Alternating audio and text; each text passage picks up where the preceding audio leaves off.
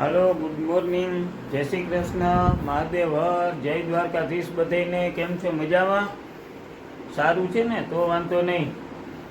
આજે સાતમ, તો સાતમ હોય એક શ્રાવણ મહિનાની હોય અને એક ચૈત્ર મહિનાની હોય. તો મહત્વ કોનું હોય? તો કે શીતળા માતાજીનું. તો ચાલો આજે બધા શીતળા માતાજીના દર્શન કરવા. બરોબર? તો હાલો, આરતીને કહું છું ગુડ મોર્નિંગ કહી દઈએ. હાય. હેલો ફ્રેન્ડ, ગુડ મોર્નિંગ, જય શ્રી કૃષ્ણ. કેમ છો બધા? મજામાં છો ને? તો બધાને આજે શીતળા માતાજીની સાતમ પાડી હશે બધાએ. તો જય શીતળામાં, ન પાડી હોય તોય જય શીતળામાં. બરોબર? હાલો આપણે દર્શન કરવા. દિવસ છે તો આજે તમને કરાવીએ છીએ શીતળા માતાજી જે મેઇન મંદિર છે આપણે શીતલા કાલાવડ એના.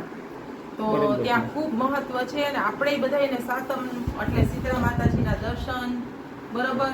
અને એવું હોય કે કોઈને સ્કિન રોગ ને કઈ થતું હોય ને તો તમને ખબર, મીઠાની કોથળી ચડાવે, મીઠું ખાય નહીં અને પછી ત્યાં માનતા પૂરી કરે. મીઠાની થેલી ધરાવે મંદિરે. અને સ્કિનમાં કોઈને ખંજવાળ આવતી હોય, પ્રોબ્લેમ થતા હોય તો કદાચ કોઈને આવું હોય તો ખબર હોય તો કરજો આવો. આ ઓલું શું કે ભાઈ, ટૂચકો આલો શું કે ભાઈ એને, એ કરવા જેવું છે કે કોઈને સ્કિનના રોગ ને હોય ને તો સાતમને દિવસે ધરાવે શીતળામાં મીઠું. પણ એ પેલા ખાવાનું નહીં, ઉભે ગળે મીઠા ખાય ને પછી કોથળી ધરાવ જાય એનો કોઈ મતલબ ન રહે.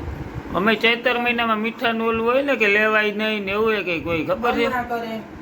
હા, એનું શું કારણ કે મીઠા વગરનું ખાવાનું ચૈતર મહિનામાં? એવું છે કે આ મિશ્ર ઋતુ કહેવાય, એકદમ ઉનાળો બેસી ગયો હોય.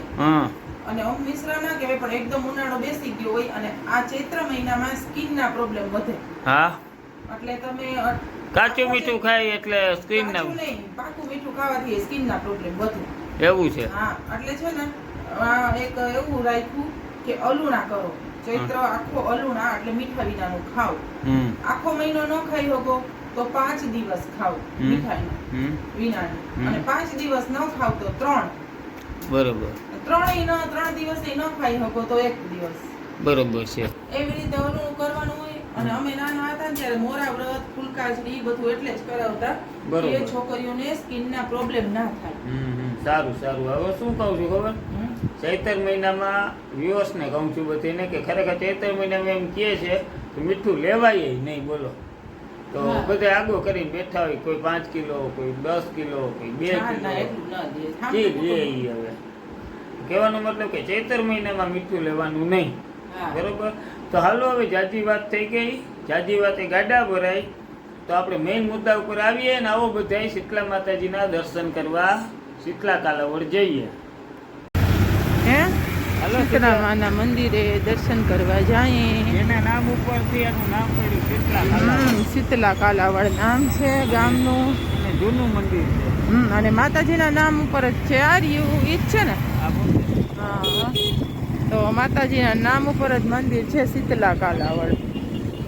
આ રહ્યું જો બ્રહ્મચારેશ્વર મહાદેવ અને શીતલામાં દ્વારેકા. તો હાલો આપણે આગળ વધીએ છીએ મંદિર તરફ. જય શીતલા માતાજી, પ્રાચીન મંદિર છે.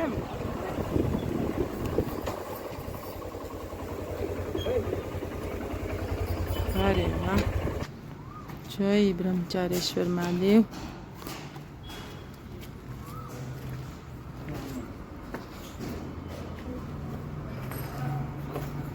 આવ્યું શીતલા માતાજીનું અહીંયા જ છે કા? જય શીતલામાં.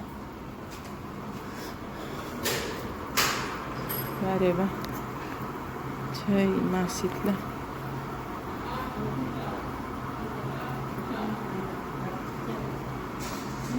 જય શીતલા માતાજી.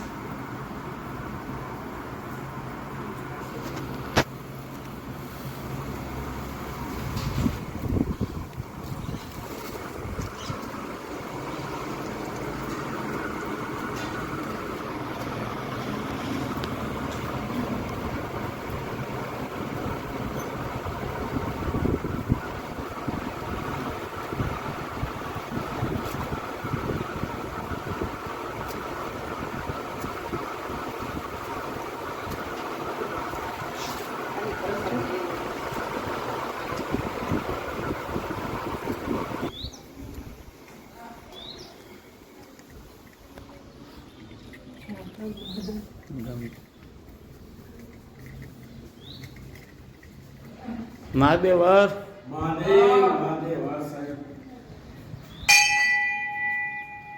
વાહ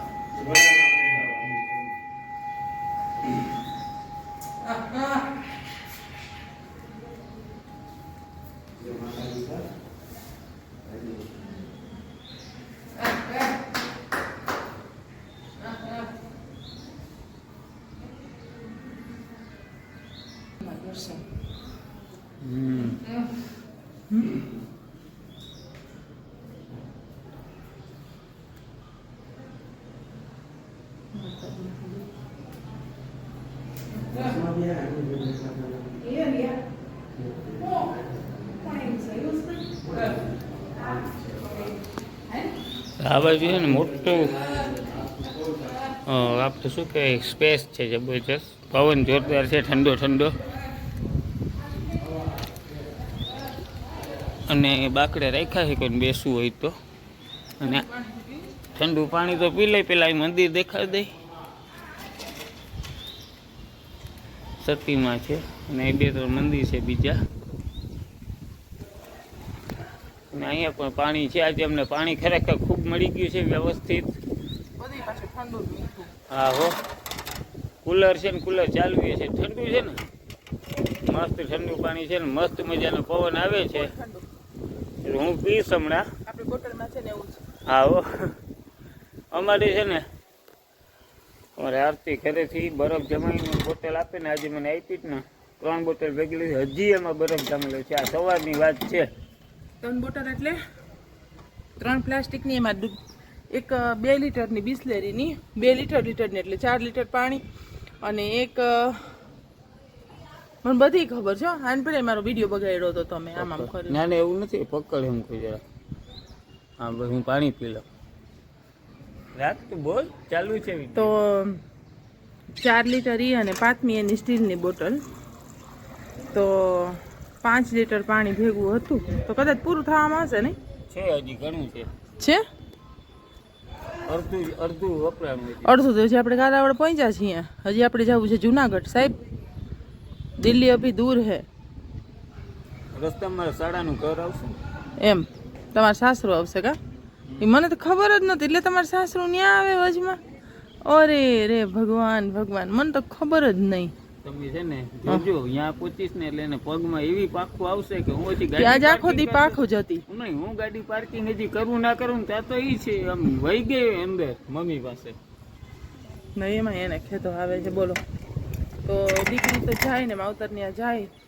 તો ભલે ને 43 વર્ષની હોય તો 13 વર્ષનું હોય એવું જ લાગે સેન્ટર હા એમ રાખ તો ચાલો હાલો હવે તો આપણે પ્રયાણ કરીએ આગળ તરફ કા જાશું ને ફાઇનલ